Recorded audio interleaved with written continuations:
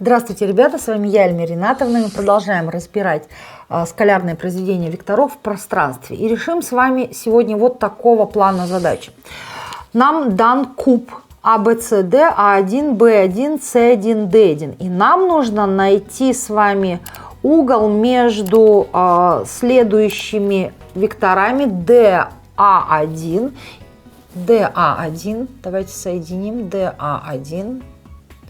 То есть вот этот вот вектор. И еще один BD1. То есть вот этот вот вектор. Как вы на первый взгляд видите, задача, наверное, сложная. Но дело в том, что если мы с вами сейчас будем применять формулу для нахождения скалярного произведения векторов, то мы этот угол очень легко найдем. Но для этого нам нужно сделать дополнительные построения. Кстати, очень многие задачи в геометрии, особенно олимпиадного содержания, они предполагают дополнительные построения. Но эта задача базовая, я вам покажу, как ее решить очень просто. То есть, что мы делаем? Я вот этот вот куб перенесу на прямоугольную систему координат, естественно, которая имеет три оси, то есть ось иксов, ось игреков и ось z. Дело в том, что данная фигура, естественно, пространственная, она находится в пространстве, поэтому мне нужно ввести прямоугольную систему координат. И еще один момент. Если мы с вами говорили о том, что оси мы располагаем вот в таком порядке, то есть это ось аппликат, это ось ординат, а вот так вот я вам говорила, что мы располагаем ось иксов. Но когда мы с вами говорили о прямоугольной системе координат, я говорила, что вот это основание, то есть вот эту плоскость OX, Y, я могу развернуть. То есть представьте, что я ее поворачиваю, да, и в этом случае, как я расположу оси? Я имею право это делать. То есть вот эту вот точку А я зафиксирую на позиции 0, 0. Далее. Вот это ребро АА1, я предполагаю, что оно лежит на оси аппликат. То есть это ось у меня ОЗ. Далее. Вот это ребро АД, я продолжу и обозначу эту ось через X, то есть ОХ ось. А вот это ребро АБ1, я его продолжу, да, как бы туда. И в этом случае это будет ось ОY. Еще раз. Вот эту плоскость я ее развернула, и у меня ось иксов перешла сюда, а Y у меня как бы туда вглубь, да, удалился. Что мне это дает? Дело в том, что в этом случае я могу определить координаты точки D, А1, координаты точки B и D1. То есть я записываю. Я могу определить координаты точки D, координату точки А1, затем координату точки B и, B и координату точки D1. И когда я определю данные координаты, я могу посчитать косинус угла между ними через скалярное произведение.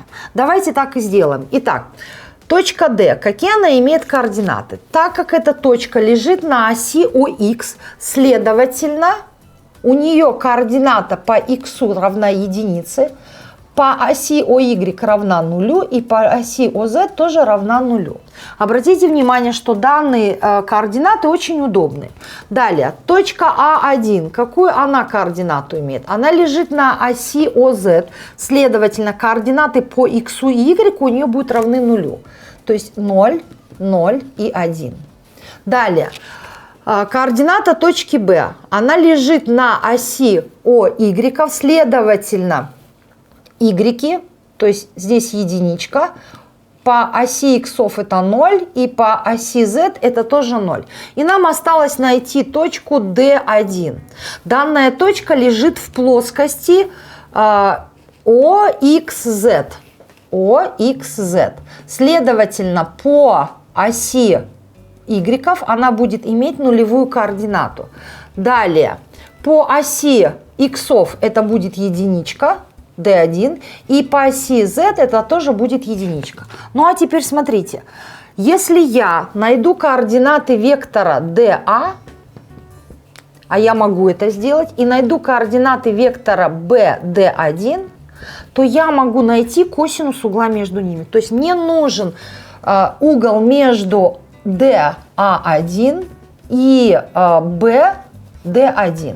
То есть мне нужен вот этот угол. А этот угол я могу найти через косинус, применяя скалярное произведение векторов. Вернее, применяя нашу формулу. Ну а теперь давайте с вами запишем данную формулу. То есть косинус между DA1 и BD1, чему у меня будет равен. Ну и давайте это запишем вот в таком виде, чтобы не запутаться, что мы должны искать. Итак, я должна найти скалярное произведение векторов DA1 и BD1. Это скалярное произведение векторов. И разделить на длины данных векторов. DA1 я умножаю на BD1. А теперь давайте с вами найдем. Конечно же, при нахождении скалярного произведения мы будем пользоваться соответствующими координатами. Ведь мы же не зря нашли координаты данных точек. Но мы нашли координаты точек для того, чтобы определить сначала координаты вектора. Вспоминаем, как находятся координаты вектора. От координат конечной точки мы отнимаем координаты начальной точки. То есть от нуля я отнимаю единицу, это будет -1. От нуля я отнимаю 0, это будет 0. И от единицы я отнимаю 0, это будет единичка. Дальше, соответственно, я точно так же поступаю, когда нахожу координаты вектора BD1. D1 это конечная точка, поэтому я соответствующих координат точки D1 отнимаю соответствующие координаты точки B. У меня получается 1 минус 0 это будет единичка, 0 минус 1 это будет -1 и 1 минус 0 это будет единица. Ну а теперь я могу найти скалярное произведение. То есть я записываю DA1 умножить на BD1. Что я должна сделать? Вспоминаем формулу x1 умножить на x2 плюс y1 умножить на y2 и плюс z1 умножить на z2. И подставляю данные значения, я нахожу. Что у меня получается?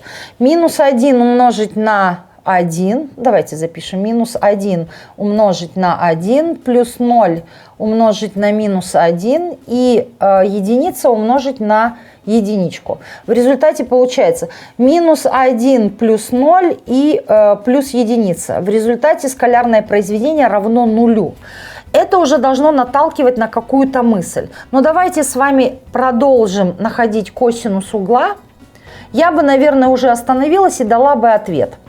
Но давайте с вами запишем, что скалярное произведение у меня равно нулю. То есть если в числителе уже 0, то все произведение мне даст 0. И уже можно найти косинус угла между ними. Но давайте до конца распишем эту формулу и записываю как.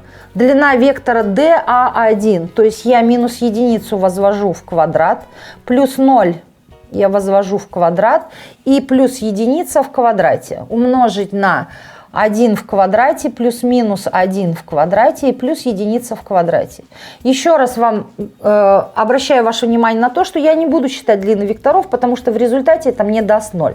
Таким образом получается, что косинус угла между DA1 и BD1 в результате мне равен нулю. Следовательно, сам угол DA1 и BD1 будет равен 90 градусов.